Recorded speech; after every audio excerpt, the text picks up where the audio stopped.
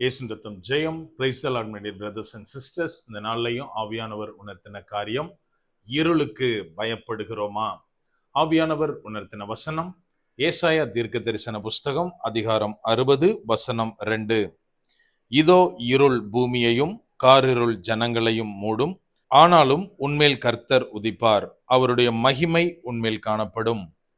For behold, the darkness shall cover the earth, and gross darkness the people.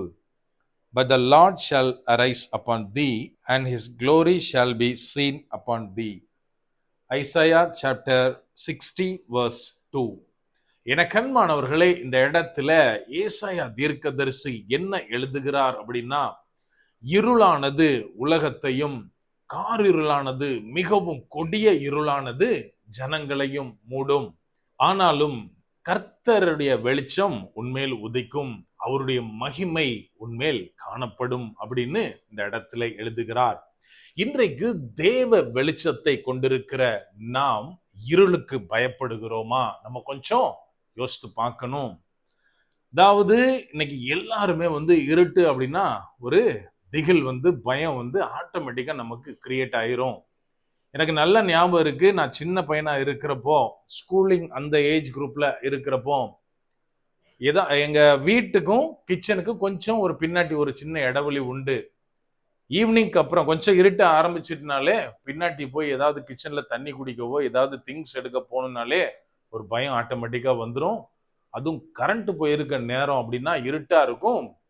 அந்த இடத்துல ஊன்னு ஏதாவது பயங்கரமா சவுண்டு போட்டுட்டே நான் போனதெல்லாம் எனக்கு ஞாபகம் இருக்கு. ஆனா இந்த நாட்கள்ல அந்த பிரச்சனை யாருக்குமே கிடையாது. ஏன் அப்படின்னா எல்லா வீட்லயும் இன்வெர்டர் பேக்கப் இருக்கு. அதாவது எப்போ கரண்ட் போகுதுன்னு தெரியல, எப்போ கரண்ட் இருக்கு வருது எதுவுமே தெரியாது. அது எப்பவுமே வீடு வெளிச்சமா தான் இருக்கு. சோ வெளிச்சம் இருக்கிறதுனால நம்ம இன்னைக்கு இருளை குறித்து எந்த விதத்திலையும் நம்ம யோசிக்கிறதே கிடையாது. என கண்மானவர்களே, இந்த இடத்துல ஏசாயா தீர்க்கதரிசி சொல்றாரு, இந்த உலகத்தை இருளானது மூடும், உலக ஜனங்களை காரிருள் மூடும், ஆனாலும் கர்த்தருடைய வெளிச்சம், கர்த்தருடைய மகிமை உண்மையில இருக்கும் அப்படின்னு சொல்றாரு. நம்ம நல்லா கொஞ்சம் புரிஞ்சுக்கணும். இன்னைக்கு உலகத்துல இருக்கிறவங்கனாலும் சரி, தேவனோடு கூட நடக்கிறவங்கனாலும் சரி, எதிர்காலத்தை குறித்து எல்லாருமே சொல்ற வார்த்தை என்ன தெரியுமா?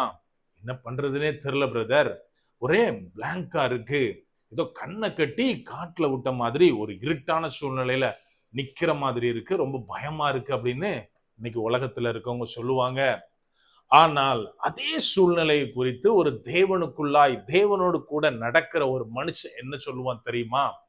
பிரதர், என்னுடைய சூழ்நிலை அடுத்து நான் என்ன செய்ய போறேன்னு எனக்கு தெரியாம தான் இருக்கு, என்னைய ஃபுல்லா இருட்டான மாதிரி தான் இருக்கு, ஆனாலும் எனக்கு தெரியும் தேவன் என்னைய நடத்துவார், இந்த இருளின் மத்தியிலும் தேவனுடைய வார்த்தை என்னை தப்புவிக்கும் அப்படின்னு சொல்றத நம்ம பார்க்க முடியும்.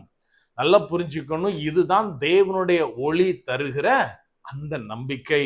இதை நம்ம எங்க பார்க்க முடியும் அப்படின்னா, யாத்ராகமத்தின் புஸ்தகம் 10வது அதிகாரத்துல நாம தேவன் மோசே மூலமா எகிப்தியருக்கு ஒரு பெரிய காரூரலை கட்டளையிடுகிறார். இந்த இடத்துல எழுதப்பட்டுள்ளது 3 நாளளவும் ஒருத்தர் பார்க்க முடியல, அவங்க இருந்த இடத்தை விட்டு எந்திக்கவே இல்லை. அந்த அளவிற்கு எங்க பார்த்தாலும் ஒரு திகில் நிறைந்த இருட்டு காணப்பட்டது. ஆனால் அதே வேளையில கோசேன் நாட்டுல அவங்க பக்கத்துல எந்த இடத்துல இஸ்ரவேலர் தங்கி இருந்தார்களோ, தேவனுடைய ஜனங்கள் இருந்த இடத்துல அவங்க வாசலுக்குள்ள வெளிச்சம் இருந்தது அப்படின்னு நம்ம நல்லா ஒண்ணு புரிஞ்சுக்கணும். ஒரே சூரியன் தான், அது இருளாய் மாறிவிட்டது.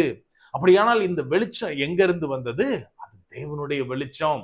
இன்னைக்கு நம்ம நல்லா யோசித்து இது எப்படி இருந்திருக்கும் தெரியுமா?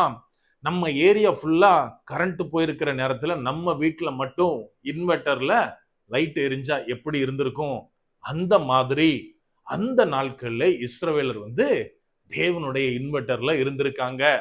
எனக்கு அன்பானவர்களே, இதை போலத்தான் இன்றைக்கு நம்முடைய உலகத்துல அநேக சூழ்நிலைகள் நம்மை பயமுறுத்துற மாதிரி, நம்ம ஒரு கிளாரிட்டியே இல்லாம இருளான மாதிரி நமக்கு தோன்றலாம். சிலர் நினைக்கலாம், என் பிள்ளைங்க எதிர்காலத்தை குறித்து எனக்கு என்னன்னே தெரியல, ஏதோ இருட்டான மாதிரி சூழ்நிலையில நின்னுட்டு இருக்கோம் அப்படின்னு நினைக்கலாம். அவங்களுக்கு ஒரே ஒரு காரியம்தான், தேவனுடைய வெளிச்சம் அவர்களை நடத்தும். இன்னைக்கு நிறைய பேர் நினைக்கலாம், என் வாழ்க்கையில நான் எப்படி முன்னாடி வருவேன்னு தெரியல, கடன்றது எனக்கு முன்பதாக ஒரு பெரிய காரூரலை போல நின்று கொண்டு இருக்கிறது அப்படின்னு.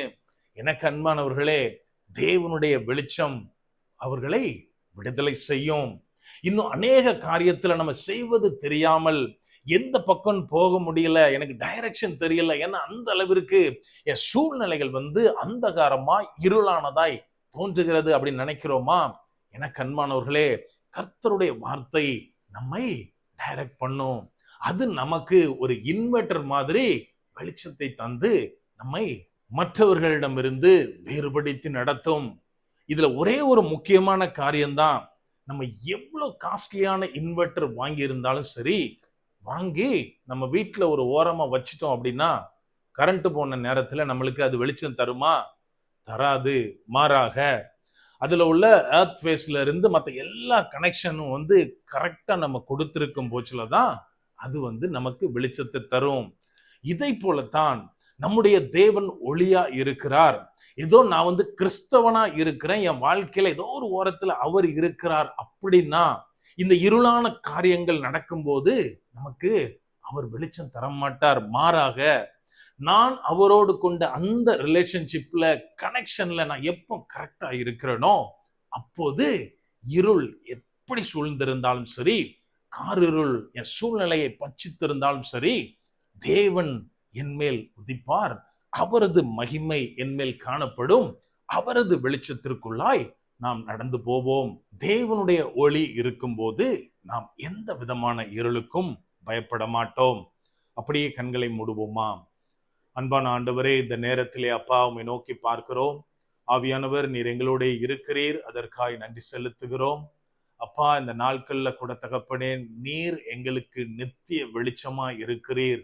அந்த மேலான கிருபைக்காய் நன்றி செலுத்துகிறோம் அப்பா. அப்பா, இந்த உலகத்துல அநேக சூழ்நிலைகள், அநேக காரியங்கள் எங்களை இருள் சூழ்ந்த மாதிரி பயமுறுத்தி கொண்டிருக்கலாம். அப்பா, எங்களுடைய எதிர்காலமா இருக்கட்டும், இன்னும் ஏகப்பட்ட காரியங்களா இருக்கட்டும், எங்களுக்கு ஆன்சர் தெரியாத அளவுக்கு அது ஒரு பிரச்சனை மாதிரி எங்களுக்கு முன்பதாக நின்று கொண்டிருக்கலாம். ஆனாலும் தகப்பனே, நீர் எங்களை நடத்துகிறீர். உமது மகிமை எங்களை தப்புவித்து காத்து வழி நடத்துகிறது. அந்த மேலான கிருபைக்காய் நன்றி செலுத்துகிறோம் அப்பா. அப்பா, உமது ஒளியை நாங்கள் தரித்து கொண்டு வாழ, அந்த வெளிச்சத்துல அப்பா எல்லா இருளையும் அகற்ற ஆவியானவரே, நீர் எங்களுக்கு உதவி செய்கிறீர். நன்றி செலுத்துகிறோம். முற்றிலுமா எங்களை தாழ்த்தி ஒப்பு கொடுக்கிறோம். பலப்படுத்தி ஆசீர்வதிங்க. இப்ப இயேசுவின் மூலம் ஜெபிக்கிறோம். ஜெபம் கேளும் எங்கள் நல்ல பிதாவே. ஆமென். God bless.